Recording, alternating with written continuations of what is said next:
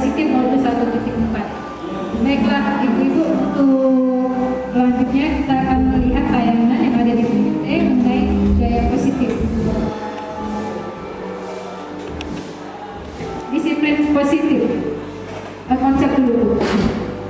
Konsep utama budaya positif.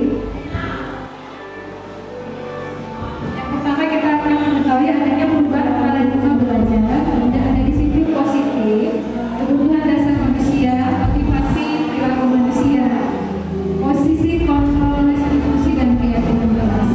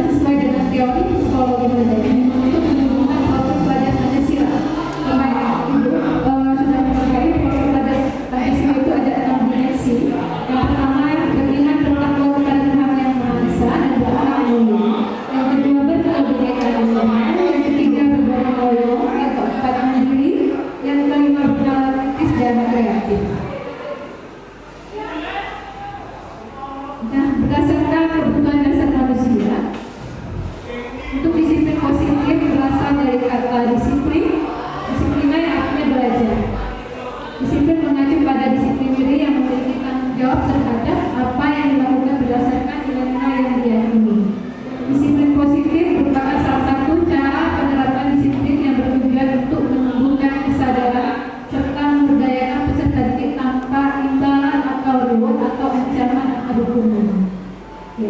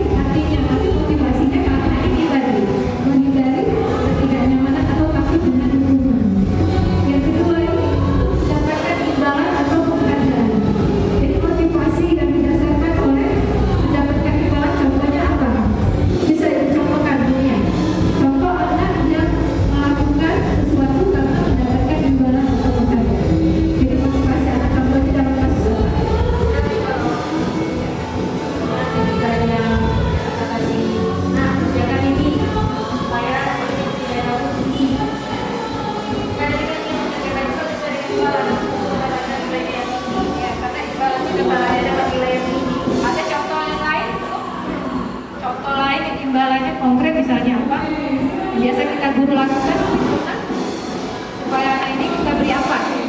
Unikah?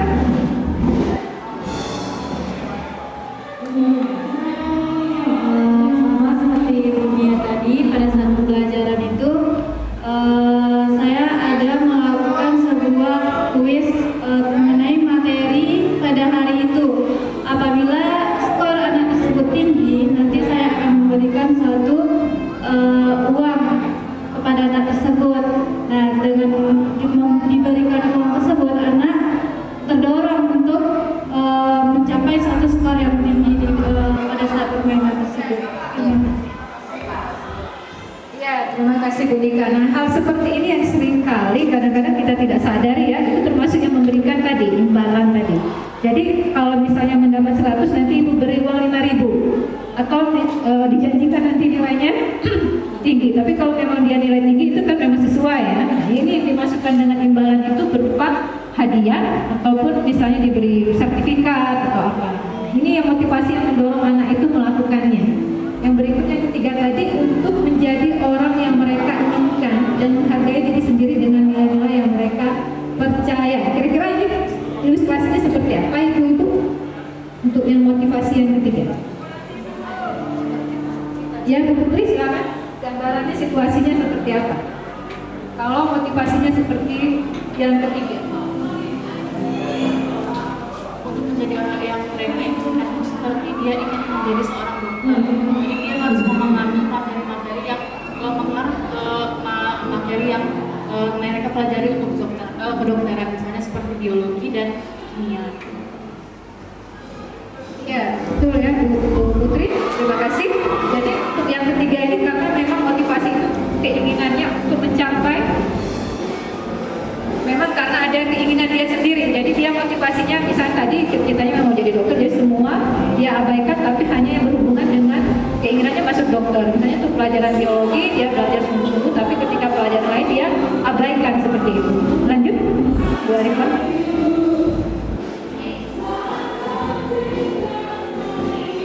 Ya, ini adalah konsep disiplin dengan identitas yang ganda.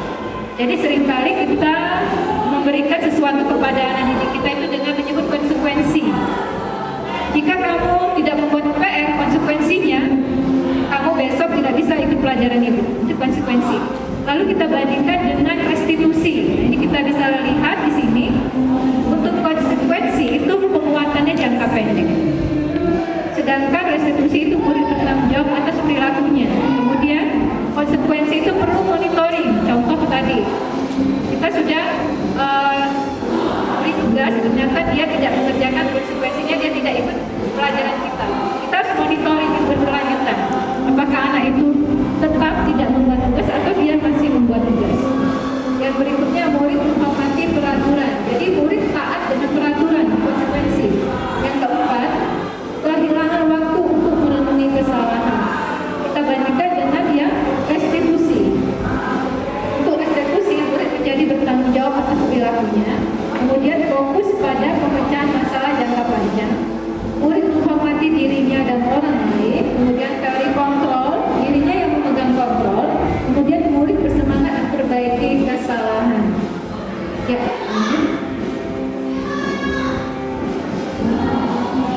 Nah, ini masih ya, kita akan ibu-ibu nanti akan lihat video contoh dari restitusi seperti apa. Jadi restitusi ini adalah proses menciptakan kondisi bagi murid untuk memperbaiki kesalahan sendiri sehingga mereka kembali pada kelompok dengan karakter yang lebih kuat.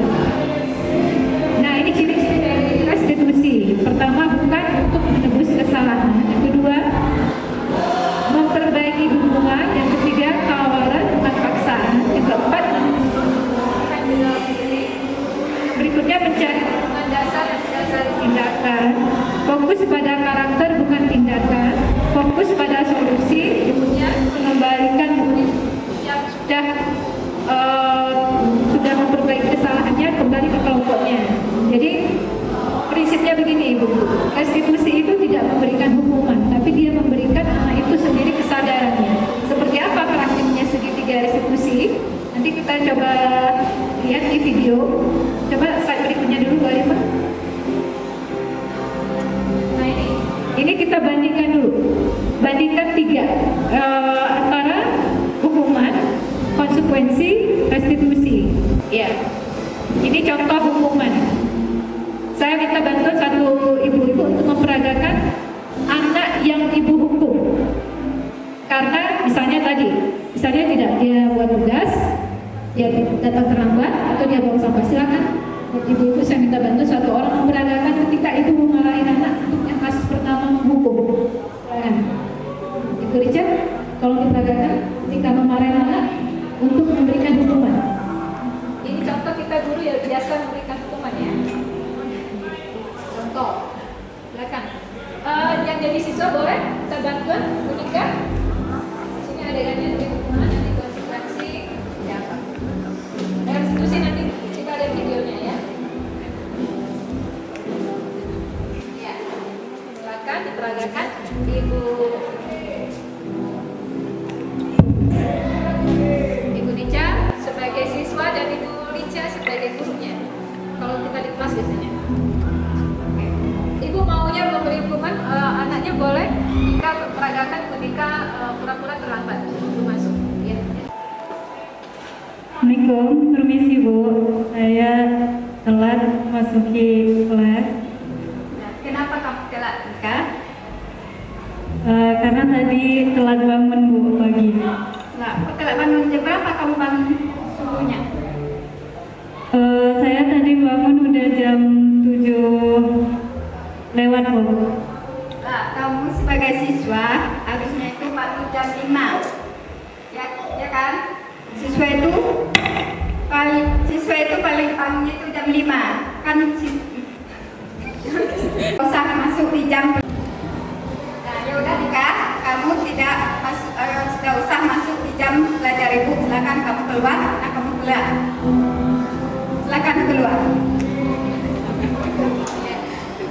Bu Rica dan Bu Rika, ya situasinya kalau anak terlambat itu kayaknya nggak real ya marahinnya ya. Kalau anak terlambat apa yang sebenarnya Ibu Rica lakukan kalau terlambat biasanya? Tadi kan Bu Rika berperan sebagai anak yang datang terlambat, kemudian Bu Rica memarahi. Biasa ya kita ibu memarahi kemudian tidak usah ikut jam pelajaran. Nah, ini disuruh keluar, tidak usah ikut jam pelajaran, tapi tidak tahu anak ini kemana. Kita usir keluar itu dianya mau ke kantin atau kemana. Nah, yang ini kasusnya siswa yang sering tidak mengerjakan PR, ya. Nah, kalau hukuman guru menghukum murid dengan berdiri 10 menit di depan kelas, apakah ibu masih menerapkan ini? Tidak, alhamdulillah ya. Kemudian guru marah dan murid menjadi takut. Saya rasa kalau untuk guru sudah tidak melakukan itu ya, sampai siswanya takut. Kemudian yang konsekuensi, guru memberikan konsekuensi untuk menulis PR sebanyak 3 kali. Apakah ibu pernah melakukan hal ini? Tidak juga. Kemudian guru tegas dan murid menghormati peraturan. Katanya gurunya tegas, ya, murid taat dengan aturan. Ini konsekuensi. Ini bentuk konsekuensinya lain kira-kira. Pernah nggak? Kemudian Yang membuat itu buat sedikit kesepakatan peraturan. Nah, jika mereka itu terlambat masuk 1 menit atau 3 menit lah dimaafkan. Kemarin gimana peraturannya? Bisa dilakukan. Dia konsekuensi ya. dia terlambat. Ya, pertanyaannya itu kalau dia terlambat konsekuensinya push up. Yang menentukan push up itu siapa? Kesepakatan dari kelas ya, ada hubungannya masih di situ ya. Karena konsekuensinya itu tadi. Nah, ini adanya konsekuensi dengan restitusi. Ya, kalau kita lihat kalau untuk restitusi, guru menanyakan keyakinan kelas untuk membantu murid menyelesaikan sendiri masalahnya. Kemudian guru terbuka dan menghormati dirinya dan orang lain. Kita akan coba lihat ya, mengamati contoh segitiga restitusi yang saya sudah terapkan bersama siswa kita. Videonya ada di sini. Siap Bu. Ya, dan Ibu dengar dari Willy ketua kelas kalau kamu marah dengan Rehan. Iya Bu. Rian ngeliat tugas saya terus, makanya saya jadi marah sama dia. Ya wajar kalau Dani marah, Ibu juga akan marah jika berada di posisi Dani. Lalu apa yang Dani lakukan kepada Rehan? Saya teriak Bu, saya gebrak mejanya Rian. Mengapa kamu lakukan itu? Ya itu saya udah gak bisa nahan emosi lagi Bu. Masa saya diam aja ngeliat Rehan nyontek tugas saya Bu. Makanya saya gitu. Soalnya saya udah belajar untuk nyelesain tugasnya, tapi Rehan malah tidak mau usaha sendiri. Ya, Ibu memahami hal itu dan Ibu juga mengapresiasi Dani bahwa semarah apapun Dani sampai tidak memukul Rehan. Nah, sekarang coba kita pikirkan, apakah tindakan itu sudah sesuai dengan keyakinan kelas kita, Dani? Tidak. Lalu menurut Dani, keyakinan kelas apa yang sudah Dani langgar? Saling menghormati dan menghargai teman. Menurut Dani, apakah saling menghargai, hormati itu penting? Iya, sangat penting Bu. Agar kita selalu rukun dan damai. Dengan teman tidak ada namanya permusuhan. Nah, hebat. Betul sekali, Dani. Lalu menurut kamu, keyakinan apa yang harus kamu lakukan kalau kamu saat marah? Harus lebih sabar lagi. Bagus, Dani. Lalu apakah Dani bersedia untuk memperbaiki masalah ini? Iya, bersedia Bu. Apa yang akan kamu lakukan untuk memperbaiki masalah ini? Saya akan berusaha menahan amarah saya dan lebih bersabar lagi Bu. Dan juga saya akan membantu Rehan dalam mengerjakan tugasnya jika ia kesulitan. Tepat sekali tindakanmu, Dani. Tetap semangat dan sekarang sudah boleh kembali ke kelas ya. Ya, terima kasih Bu. Sama-sama.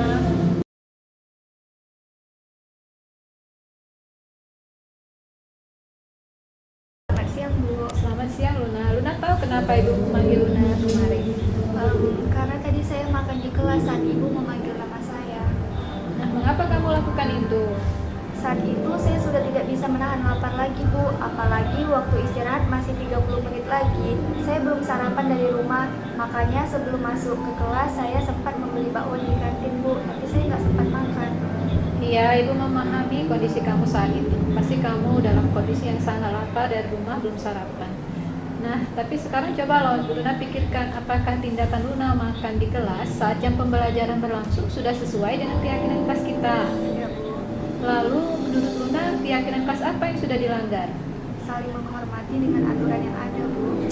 Iya, menurut Luna apakah saling menghormati dan taat aturan itu? Disiplin penting. Sangat penting, Bu, agar kita bisa saling menghargai dengan aturan yang ada. Nah, hebat, betul Luna.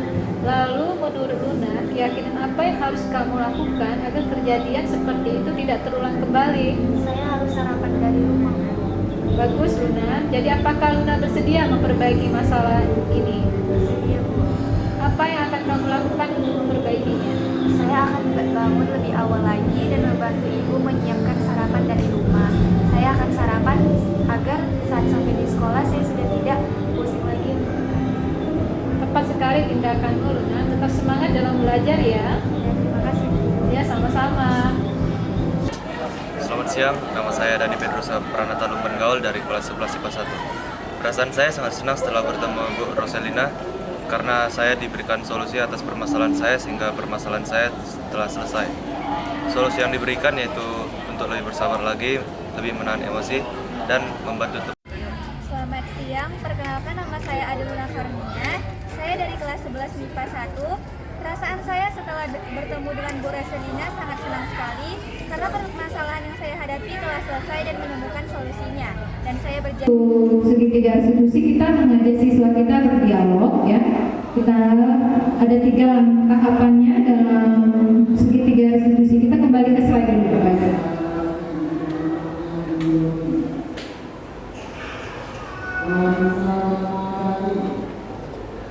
Ya ini. Nah, untuk posisi kontrol dulu. Ya. Di sini ada posisi kontrol guru. Nah, Ibu sebagai guru kira-kira berada di nomor berapa? Yang pertama tipe penghukum, yang kedua membuat rasa bersalah, yang ketiga teman, yang keempat pemantau, yang kelima sebagai manajer. Jadi kira-kira selama ini sebagai guru di posisi kontrol yang mana kita sering berada? Kalau kita merasa sebagai penghukum, jadi anak-anak memang takut dengan kita. Awas dengan ibu, nanti kita kena hukum, kena lari, kena push up. Nah itu tipe penghukum. Saya rasa di ruangan ini tidak ada yang tipe penghukum ya ibu ya, semuanya baik-baik. Nah kemudian membuat rasa bersalah. Jadi kita membuat anak itu merasa bersalah. Contoh kasusnya, misalnya anak itu tidak membuat PR, ya.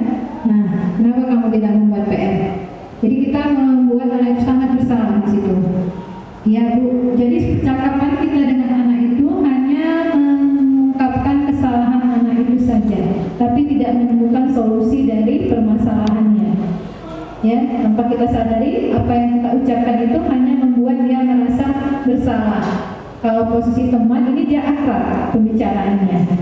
Ya, kenapa kamu tadi makan di kelas? Kan udah ibu bilang, sambil menyentuh pundaknya seperti akrab dengan temannya. Kemudian pemantau, kemudian terakhir itu adalah manajer. Yang diharapkan ini adalah sebetulnya posisi kontrol yang kelima. Kita lanjut. Nah ini kasusnya siswa tidak memakai atribut lengkap pada saat upacara. Kalau kita memberikan hukuman, berdiri di depan barisan seperti biasa di lapangan dipisahkan ya. Kalau kita, kemudian kalau yang membuat rasa bersalah ini tadi, berapa kali bu guru harus memberitahu kamu bu guru kecewa sama kamu. Ya, jadi dia rasanya bersalah kalau kita ngomong seperti itu. Yang ketiga sebagai teman, ya, ayolah ibu guru bangga, kali ini tidak apa-apa. Yang keempat pemantau, kamu sudah melanggar apa peraturan dan konsekuensinya. Ini tipe yang mana kita sering. Yang kelima, untuk yang kelima adalah posisi sebagai manajer. Ya, nah untuk manajer, apakah kamu tahu kesalahan kamu? Kira-kira apa yang akan kamu lakukan untuk memperbaiki kesalahan ini? Nah ini, kita menggunakan nggak kalimat ini cenderungnya? Kadang-kadang kita lebih cocok memakai yang penghukum kadang-kadang, atau yang sifatnya sebagai kontrol tadi, merasa sebagai teman, tapi kita tidak menggunakan yang manajer. Nah, kalau ini kita biasakan sesuai dengan konsep pembelajaran bahwa posisi kontrol yang dianjurkan itu adalah sebagai manajer. Jadi kenapa manajer? Kira-kira dari kalimat ini, apakah kamu tahu kesalahanmu? Dia akan menjawab, ya Bu, saya tahu apa yang dia sebutkan. Misalnya saya terlambat datang ke sekolah. Kemudian kita bertanya kembali, kira-kira apa yang akan kamu lakukan untuk tidak datang terlambat? Tentu dia akan berpikir sendiri, mencari solusinya. Saya akan bangun lebih awal Bu, atau apa? Ini yang kita maunya, anak itu menemukan solusi atas masalahnya. Jadi ke posisi sebagai manajer. Lanjut. Nah, ini adalah keyakinan kelas. Tadi dunia sudah mengucapkan ada kata kesepakatan kelas. Lalu kenapa kita tidak buat peraturan kelas gitu ya? Kenapa harus keyakinan kelas? Kira-kira dari segi bahasa atau kata, perbedaan keyakinan dengan peraturan, mana yang sifatnya lebih jangka waktunya lebih panjang itu? Keyakinan dan peraturan. Ya, keyakinan ya Putri ya, karena keyakinan sifatnya dia ya, peraturan umum. Kalau keyakinan itu muncul dari dalam diri kita individu itu, yakin ya, bukan karena peraturan. Nah, kita sebagai guru nanti di awal tahun ajaran baru, maunya kita sebagai wali kelas itu sudah menerapkan yang keyakinan kelas ini ya. Keyakinan kelas itu dibentuknya seperti apa caranya? Ini supaya anak-anak memang menaati apa yang sudah kita yakini, ya, apa yang sudah menjadi keyakinan kelas kita. Saya tadi pagi sudah membuat sebuah keyakinan kelas gitu Ibu. Jadi seperti ini ilustrasinya di video. Keyakinan kelas. Ya, ini contohnya. Assalamualaikum warahmatullahi wabarakatuh.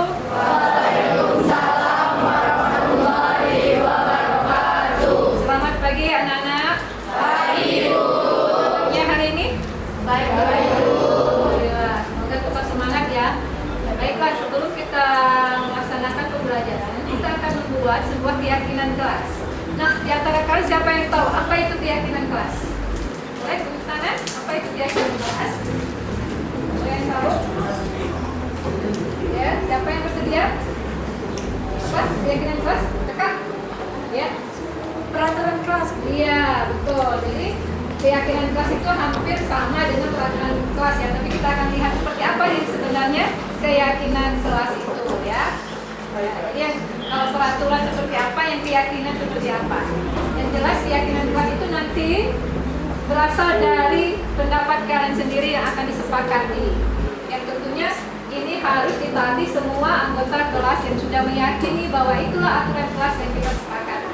Baik, sekarang Ibu akan memberikan sticky note. Masing-masing kalian menuliskan satu keyakinan kelas yang kira-kira yang menurut kalian harus dimasukkan untuk menjadi kesepakatan ke semua anggota kelas ini. Contoh, ya, kita usahakan tidak menggunakan kata negatif dengan tidak atau jangan, ya.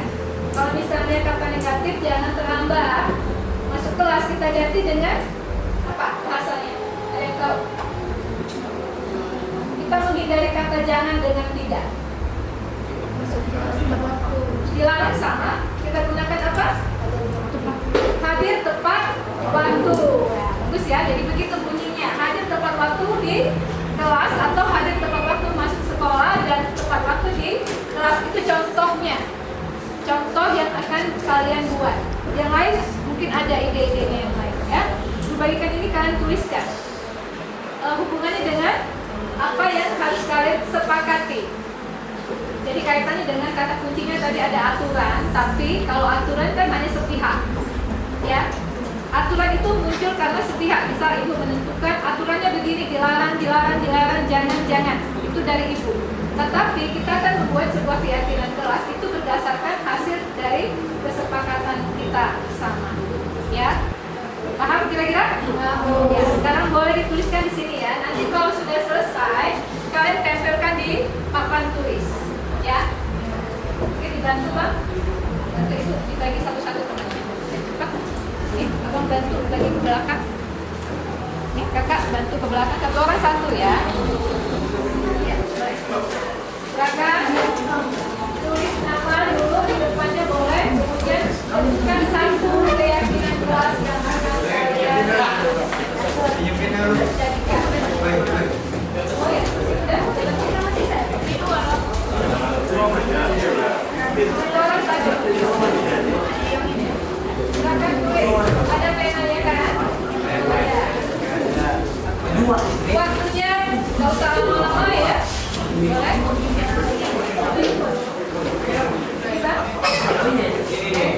Ada yang sebagian?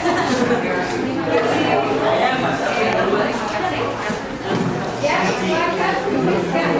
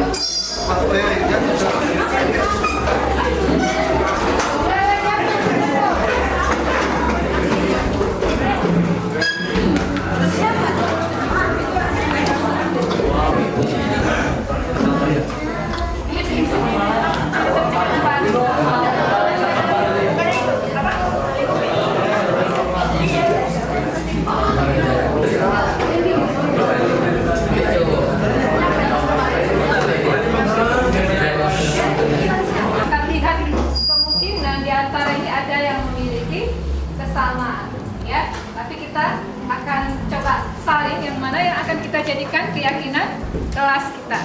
Ini yang lepas Ibu baca saja ya. Yang pertama ini datang tepat waktu di kelas, jika terlambat diberi hukuman seperti push up dan lain-lain. Ya, ini ada usulan seperti ini. Dilarang datangnya tepat waktu, kalau ada yang terlambat diberi hukuman. Sepakat? Seperti ini. Ya, kita menghindari supaya jangan sampai ada hukuman kalau sudah yakin ya. Jadi begini, kalau kita sudah meyakini ini, kita tidak lagi mengenal adanya hukuman, karena ini berdasarkan kesepakatan dan keyakinan kita.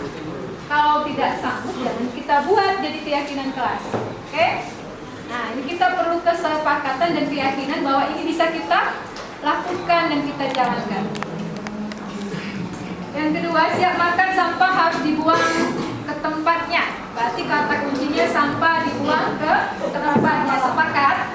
Yakin? Yakin itu? Satu diambil ya. Ini semua ya. Yang pertama, sampah dibuang pada tempatnya. Yang kedua, ini sampah juga. Yang kedua, saling menghormati antar umat beragama. Sepakat? Oke, nomor 2. Ini nomor 1 lagi. Nomor 1. Ini yang kedua. Yang ketiga, keadaan hindari makan di kelas dan saat guru menenangkan. Artinya makannya di waktu istirahat, jangan di waktu pembelajaran. Berarti bunyinya seperti apa? Ya, hindari makan di kelas saat guru menjelaskan atau saat jam pembelajaran. Ya, berarti hindari keributan antar teman. Berarti itu masuk kategori saling menghormati. Ya, ini kita anggap tidak sama yang tadi. Kemudian membersihkan sampah di kelas berarti sama dengan membuang sampah pada tempatnya. Yang ini wajib memperhatikan guru pada saat mengajar. Memperhatikan guru pada saat pembelajaran. Oke? Sepakat? Ya, tidak ada yang main-main ya. Sudah mulai panas. Kita nyalakan kipas anginnya ya. Hadir tepat waktu. Sepakat? Sepakat. Oke, hadir tepat waktu masuk. Berikutnya ya, kita akan buat ini masuk. Kemudian ini membersihkan, oke, sudah sama. Ini sudah sama. Menghargai saat ini apa bacanya? Hadir tepat waktu sudah ada, sama. Apa? Menghargai jika berbeda pendapat, saling menghormati dan menghargai, sama tadi. Sama ya? Sama, udah, oke. Yang berikutnya menjaga kebersihan kelas, berarti membuang sampah pada tempatnya. Sepakat? Dan masuk di situ tadi. Yang ini hadir tepat waktu, sama. Ya, memperhatikan guru, oke, sama. Ini berkata-kata sejujurnya. Mau kita tambahkan apa bunyinya? Berkata sejujurnya. Bunyinya apa? Supaya semua nggak bohong maksudnya ya. Jadi bunyinya seperti apa? Menjaga disiplin di kelas. Disiplin masuk kategori seperti apa? Datang tepat waktu, tidak membuang sampah, masuk ke situ ya. Lanjut. Tertib saat guru sedang mengajar. Sudah ada situ tadi Bang? Sudah? Oke. Ini hadir tepat waktu, mengerjakan tugas tepat waktu. Mengerjakan tugas belum masuk kan? Nah, kita tambahkan. Jadi mengerjakan tugas harus tepat waktu mengumpulkannya. Oke, lanjut. Hadir tepat waktu, sama. Membuang sampah, oke, sama. Hadir di kelas tidak ribut, berarti sama dengan menjaga ketertiban di kelas ya. Berarti kalau tidak ribut itu menjaga ketertiban, jadi membuang sampah, sama. Patuh dan peka terhadap kebersihan, sama. Bertanggung jawab atas kebersihan kelas. Kalau membuang sampah pada tempatnya berarti sudah tanggung jawab ya. Oke, lanjut. Ini melaksanakan piket sesuai ketentuan waktu yang ditentukan. Mau dimasukkan keyakinan kelasnya? Oke, tambahkan di sini. piket juga sama, makan dan minum waktu istirahat ya. Makan dan minum waktu istirahat sudah masuk Bang? Di situ? Belum, kita masukkan di sini. Makan dan minum di waktu istirahat. Jadi pasti tahu ya. Oke, lanjut. Fokus terhadap pembelajaran. Oke, sama. Memperhatikan guru tadi sudah, hadir tepat waktu. Oke, tugas ini membuang sampah. Yang ini menghargai guru jika berbicara di depan dan teman sudah ada situ saling menghormati. Hadir tepat waktu juga ini jika guru menerangkan kita mendengarkan sama ya. Yang ini kelas harus bersih saat belajar. Ya, masuk sini.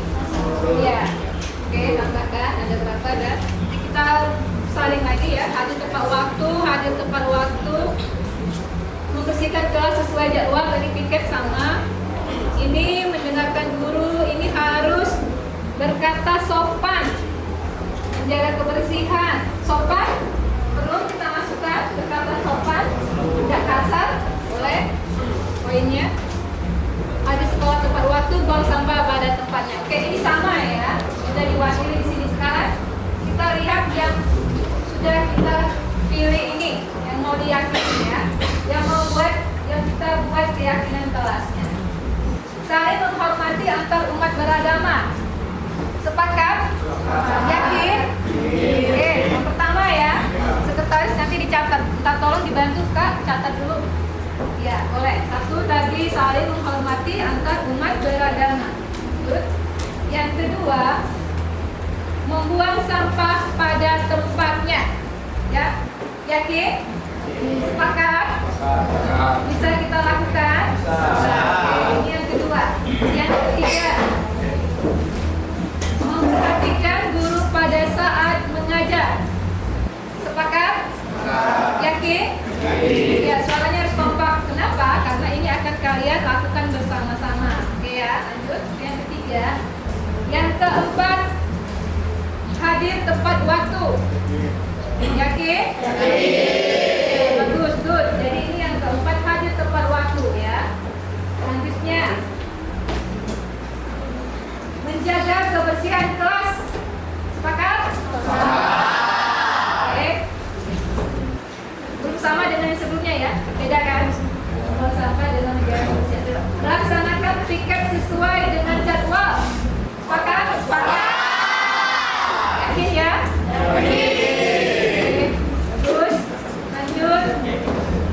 Makan dan minum di waktu istirahat. Tadi sudah belum Kak? Sudah masuk belum? Makan dan minum di waktu istirahat. Yakin? Yakin. Nanti ada yang makan di kelas atau ada sekali sambil belajar yang berlangsung ya. Berikutnya, kelas harus bersih, menjaga kebersihan kelas dan tidak kotor ya. Sama. Yang ini. Nah, menjaga bertutur kata yang sopan dan santun. Bertutur kata yang sopan dan santun. Sepakat? Sepakat. Yakin? Nah, jadi sudah ada berapa? Keyakinan kelas ya? Ada 8. Jadi ada 8 keyakinan kelas yang sudah kita buat pada pagi ini. Tolong kakak baca kembali supaya teman yang lain bisa mendengarkan. Nanti setelah ini ketua kelas dan sekretaris membuat yang rapi dan ditempelkan di dinding kelas ya. Baik, kita dengarkan dulu hasil dari kesepakatan atau keyakinan yang sudah kita buat. Silakan dibaca. 1. Saling menghormati antar umat beragama. Ya. 2. Buang sampah pada tempatnya. Ya. 3. Memperhatikan guru saat menjelaskan. 4. Hadir tepat waktu. 5. Menjaga kebersihan kelas. 6. Melaksanakan piket. 7. Makan dan minum saat istirahat. Ya. 8. Bertutur kata yang sopan dan santun. Ya, ada 8. Jadi dengan 8 keyakinan kelas ini, semoga pembelajaran di kelas ini berlangsung dengan situasi yang aman, menyenangkan, dan tentunya membahagiakan kita semua. Baik, tadi sudah Ibu sampaikan kepada ketua kelas dan sekretaris untuk membuat yang tentunya lebih rapi nanti ditempel di kelas. Demikian pertemuan kita pada pagi ini membicarakan mengenai keyakinan kelas. Atas perhatian anak-anak Ibu ucapkan terima kasih. Ibu akhiri, wassalamualaikum warahmatullahi wabarakatuh.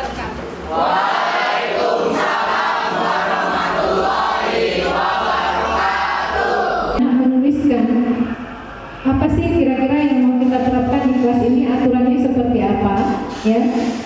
Itu harus diyakini oleh semua warga kelas. Ini contohnya yang sudah dituliskan oleh anak-anak kita. Harus berkata sopan, kemudian ada jangan datang terlambat, jangan makan di kelas, kemudian mengerjakan tugas tepat waktu. Ada yang menuliskan memperhatikan guru gitu. Nah, untuk keyakinan kelas ini, dari beberapa ini nanti kita sepakati dari beberapa yang siswa tulis semua ini semua suka menulis itu kan ada kesamaan. Jadi kita pilih mana yang sudah sama, mana yang kira-kira memang mau diyakinkan anak-anak ini bisa diterapkan di kelasnya. Ya. Jadi dari sekian itu akhirnya muncul 8 keyakinan kelas di kelas 10 tadi. Dari semua siswa 40 yang menuliskan keyakinan kelas, kita pisah-pisahkan dan tersisalah 8. Dari 8 keyakinan kelas ini, nah ini ya,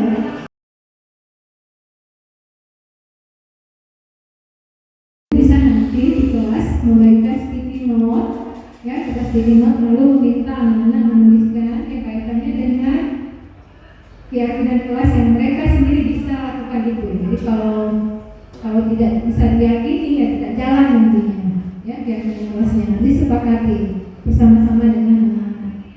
Jadi setelah mereka menempelkan, menulis, kemudian menempelkan di papan tulis, kita akan bersama-sama baca, lalu kita pilih di antara beberapa itu mana yang akan kita jadikan keyakinan kelas.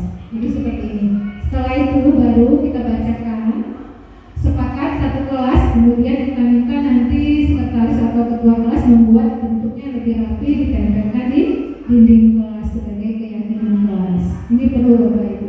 Untuk apa? Untuk membuat anak ini sendiri tahu apa yang sudah mereka tuliskan, itulah yang harus mereka yakini dan itu yang harus mereka lakukan tanpa memberi hukuman. Agak susah ini ya, karena memang ini keyakinan kelas itu tidak menyertakan hukuman, tapi didasari dari motivasi internalnya tadi. Kalau posisinya sendiri ada di diri sendiri, posisi kontrolnya ada di diri sendiri. Ya, lanjut yang untuk berikutnya. Jadi tadi kita sudah sampai ke segitiga restitusi, ya, keyakinan kelas. Selanjutnya, nah ini untuk keyakinan kelas. Mengapa kita memiliki peraturan ini, membedakan peraturan dengan keyakinan kelas, ya? Mengapa kita lebih taat kepada aturan daripada kita yakin? Contoh tadi memakai helm saat berkendara itu, kita memakai helm itu karena aturan, bukan karena kita yakin. Seharusnya kita pakai helm itu karena keyakinan dari diri kita. Kalau kita pakai helm ini karena kalau ada apa-apa kita akan terhindar, paling tidak sudah mencegah, berusaha terhindar dari benturan kalau terjadi jatuh atau kecelakaan. Bukan karena kita takut dengan polisi. Nah, itu antara peraturan dan keyakinan. Jadi maunya kita motivasi itu berupa keyakinan dari diri kita sendiri, bukan karena peraturan. Itu konsepnya. Lanjut. Jadi untuk pembuatan keyakinan kelas ini, ya, jadi dia bentuknya lebih abstrak dari peraturan, berupa pernyataan yang universal, dibuat dalam bentuk positif. Artinya keyakinan kelas dibuat dalam bentuk positif, kita menghindari kata jangan dan tidak. Contoh, dilarang makan di kelas itu kita hindari, karena bentuknya itu adalah negatif, karena ada kata tidak. Jadi kita membuat keyakinan kelas itu dalam bentuk yang positif, membuang sampah pada tempatnya, ya, menjaga kebersihan kelas. Jadi bukan dengan kata dilarang atau tidak. Jadi kemudian sedikit saja agar mudah diingat semua oleh anak-anak kita di kelas keyakinan kelas itu. Kemudian sesuai dengan kondisi kelas dan sekolah agar mudah diterapkan. Jadi apakah keyakinan kelas ini hanya terbatas kelas saja? Tidak, ya Ibu. Jadi bisa juga di sekolah. Yang kita terapkan contohnya tadi, kalau siswa kita masih sering terlambat, memang tidak muncul dari dirinya sendiri bahwa kalau datang tepat waktu itu yakinnya seperti apa, gitu ya. Kemudian semua warga sekolah atau kelas dilibatkan saat membuat keyakinan kelas ini. Kenapa? Kita usahakan pada saat membuat keyakinan kelas, siswa kita itu hadir semua di dalam kelas. Kalau tidak satu orang tidak hadir, dia nanti bisa menyangkal. Itu kan saya tidak ada, Bu. Saya tidak ikut dalam membuat keyakinan kelas ini. Ini yang akan sulit dijalankan. Baik, mudah-mudahan nanti bisa Ibu terapkan seperti yang kita sudah lihat ini ya, bagaimana penerapan dari keyakinan kelas. Nah, ini kembali ke segitiga restitusi. Jadi segitiga restitusi itu ada 3 tahapannya. Yang pertama menstabilkan identitas. Yang kedua validasi tindakan yang salah. Yang ketiga menanyakan keyakinan. Jadi segitiga restitusi ini untuk memperbaiki kesalahan. Intinya siswa kita, anak kita tahu sendiri kesalahannya apa, ya. Kemudian validasi tindakan yang salah. Dalam percakapan kita berdua dengan siswa yang melakukan kesalahan tadi, kita berusaha siswa ini menyadari sendiri tindakan yang salah itu apa, ya. Kemudian menanyakan keyakinan apa yang dia lakukan untuk mencegah hal ini terulang lagi. Contoh percakapan saya tadi dengan anak yang makan di kelas, ya. Waktu saya absen, panggil dapat hadir, dia lagi makan, ya, jedanya sebelum istirahat, mungkin udah lapar. Saya panggil anak ini, kemudian kita ajak berbicara, ya. Mengapa kamu melakukan itu? Itu dia akan jawab, karena saya sudah lapar, Bu. Sudah nggak tahan lagi. Kira-kira yang kamu lakukan itu sudah benar atau tidak? Melanggar keyakinan kita tidak? Keyakinan kelas kita tadi apa? Tidak boleh makan di kelas, kan? Makannya di waktu istirahat. Kenapa? Waktu belajar dia makan. Jadi itu tindakan memvalidasi tindakan yang salah. Iya, saya telah melanggar keyakinan kelas kita mengenai disiplin. Ya, kaitannya kan disiplin ini. Kalau makan di waktu belajar, harusnya makan di waktu istirahat.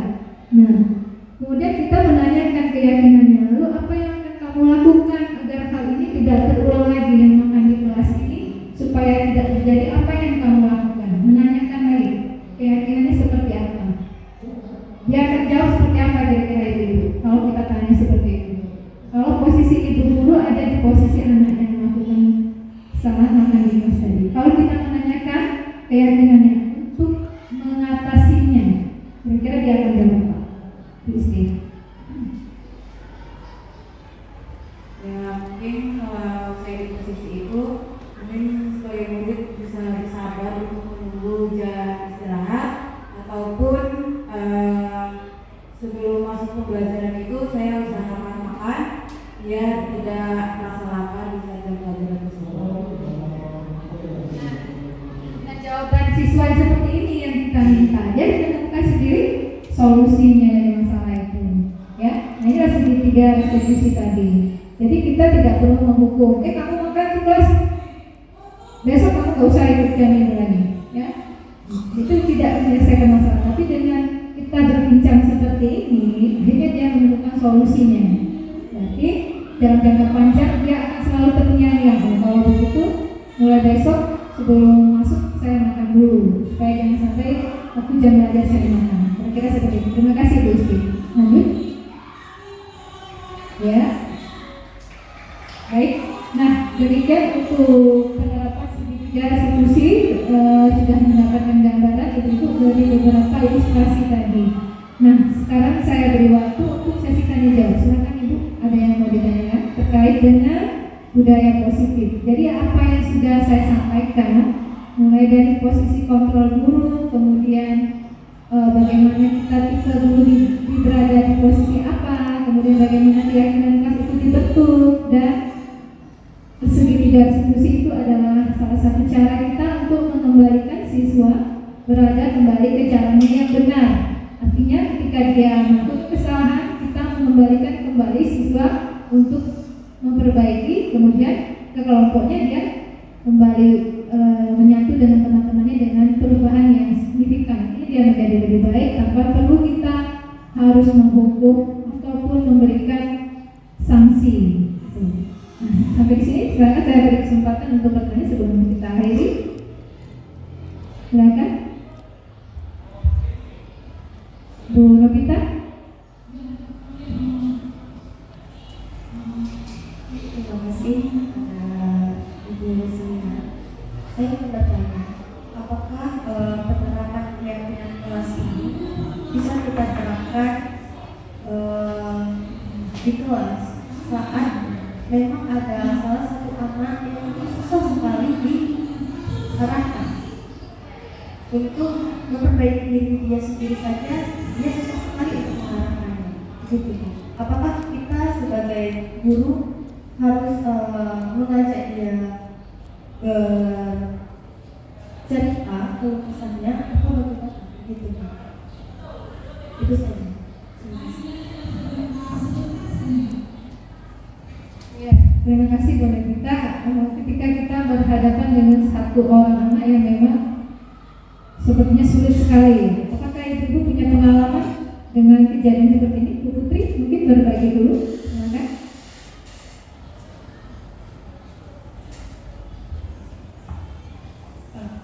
Terima kasih Bu. Saya pernah masuk kelas. Jadi ada anak di kelas itu. Dia masih mengulang sampai pertanyaan balik. Gimana caranya?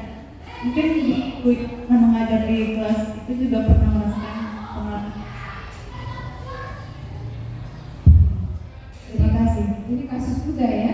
Saya kira tadi mau menanggapi yang kita kasus, ada 2 kasus ya. Ada lagi kira-kira permasalahan yang dihadapi oleh Bu Putri dengan Bu Novita. Adakah pengalaman Ibu ini spesifik? Punya pengalaman? Punya kan? Silakan berbagi dulu. Baik, terima kasih Bu. Mungkin pengalaman tentang hal positif ya Bu, yang mungkin kalau anak-anak seperti biasa tidur di kelas, terlambat ke sekolah, lalu juga mungkin sering tidak mengerjakan tugas. Ya mungkin ada yang mau saya tanyakan juga ya Bu. Tadi kan ada tindak restitusi kan Ibu menanyakan apa sih tindak lanjut dari mereka, apa yang mereka janji, mereka yakinkan. Tapi kadang kalau mereka lari gitu, maksud saya seperti tidak melakukan apa yang mereka janjikan sebelumnya.